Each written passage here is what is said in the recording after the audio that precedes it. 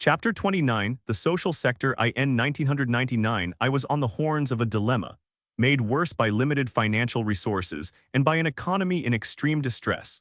Should our strategy be to allocate maximum resources to education and health, or to development projects that would boost the economy? I decided on the latter because we needed a revived economy in order to increase funds for the social sector. This strategy worked well, and in 2 to 3 years we had reached such a healthy position that we could greatly increase funds for health and education, especially the latter. We took a holistic look at the education sector, which had decayed pathetically. We decided to address every level of it. At the bottom of the education ladder, we decided to improve literacy, which was at a shameful 48%. We decided to universalize education, especially for girls, and also focus on adult literacy. The second rung of the education ladder is primary and secondary education. To improve these, we decided to modify the curriculum, introduce a better examination system, and emphasize the training of teachers. I created a public-private partnership organization that I called the National Commission on Human Development to assist in health,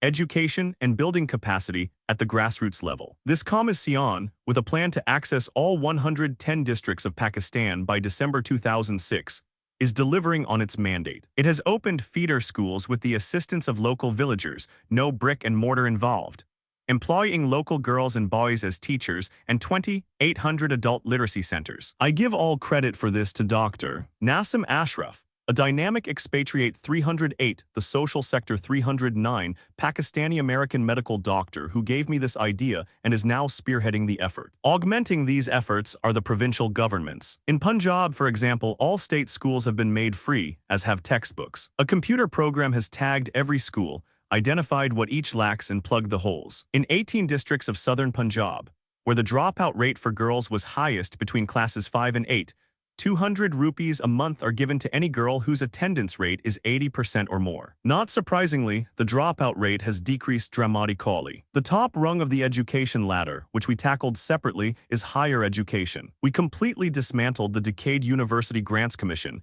and from its remains created a new Higher Education Commission, HEC, headed by a most able and dynamic scientist and educationist, Dr. Zadar Rahmans. Besides formulating a new university ordinance, HEC introduced revolutionary changes in the universities and improved their quality. Funds for higher education were increased from a paltry $10 million to $350 million per annum, an unprecedented increase of 500%. An ambitious program has been launched to produce 500 PhDs annually in engineering and science by 2010. In the past, only a dozen or 2 dozen PhDs were awarded annually. By 2008, 6 new engineering universities meeting international standards will have been opened. The HEC has initiated a distance learning program linking 59 existing universities all over Pakistan and has also brought in 16,000 expensive science journals on the internet, making them available to students all over the country. These measures are having a salutary effect on higher education. In the past, we have grossly ignored technical education. Therefore, certain technicians and skilled manpower in general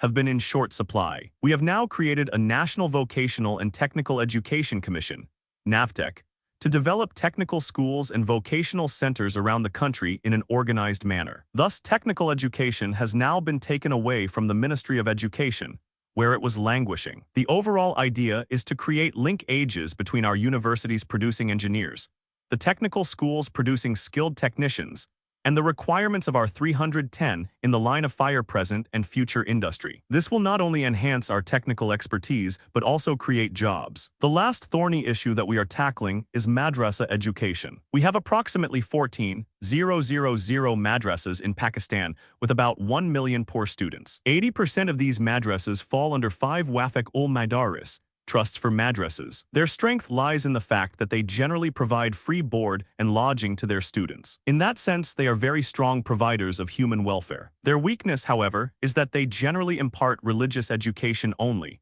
and a few of them get involved in terrorism and extremism. In general, most are characterized by religious rigidity and intolerance of other sects. Such a system generates thousands of young men annually who can become only clerics in a mosque. We need to change this situation through a dialogue with the Waqf-ul-Madaris. We have been trying to mainstream madrasas into our normal education system. First, we now require madrasas to register with the government and to teach all the normal subjects specified by the Board of Education and administer the related exams, instead of restricting themselves to merely a religious curriculum. The government has decided to fund only those madrasas that comply with these requirements. All 5 wafaks are generally accepting this. While they accept the teaching of subjects in accordance with a syllabus provided by us, however, they have opposed joining the system of our Board of Education. We are making progress toward a compromise, despite a lack of trust on both sides. I am sure we will reach an agreement soon, and that it will go a long way toward harmonizing relations between Pakistan and its madrasas. Of the 20% or so madrasas that are not part of the Wafaq-ul-Madaris, only a small and decreasing number are in the hands of extremists. It bears repeating that among Pakistan's 150 million Muslims, only a small fraction are extremists. The problem, here as elsewhere in the world, is that extremists are so vocal and do such drastic things that they receive a disproportionate share of attention, whereas the peace-loving, moderate majority is so silent and meek that it gives the impression of being a minority. The overwhelming majority of Pakistanis are firmly on the side of enlightened moderation. It bears repeating that Islam in India was spread by the Sufis, not by the sword. This is why the majority of our Muslims are tolerant and peace-loving. The social sector 311 eventually, as a result of board examinations and standardized curricula, madrasa students will be eligible to apply to colleges or universities on merit. There are many countries around the world that intertwine religious and public schools successfully, and there is no reason why Pakistan cannot do the same.